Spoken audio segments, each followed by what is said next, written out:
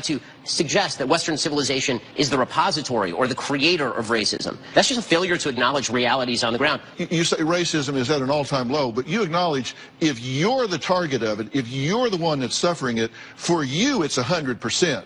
You might be a part of a statistic where it's the lowest it's ever been, but if you're the one that's being excluded, you're the one that's being marginalized, you're the one that's being impacted by it, for you it's 100%. It doesn't matter where it is statistically. That is, of course, true. And as I've said, I was the #1 target of online anti-Semitism in 2016. That does not mean that America is an anti-Semitic country. America is an overwhelmingly philo-Semitic country that has been incredibly good to Jews.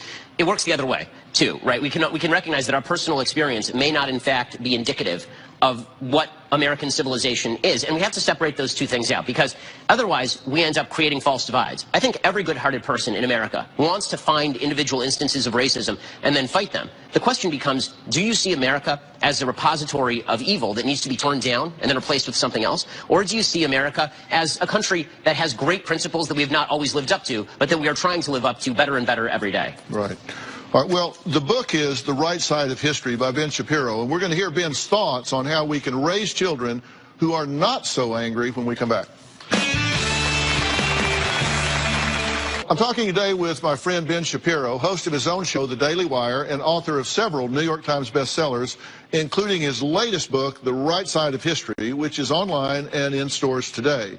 It seems like in times past they could differ ideologically on politics, but still treat each other with civility as individuals. And now it seems like if you disagree, you have to hate that person.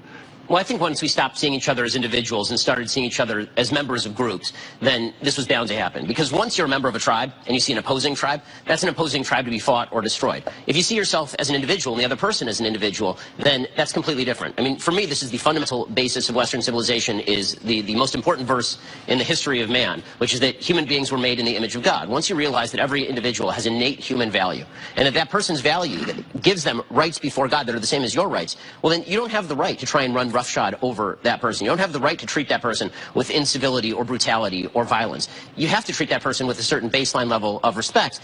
You had an interesting quote on page 214 of your book. You say, if we wish for our civilization to survive, we must be willing to teach our children. We must make our children messengers for the truths that matter. Is that happening?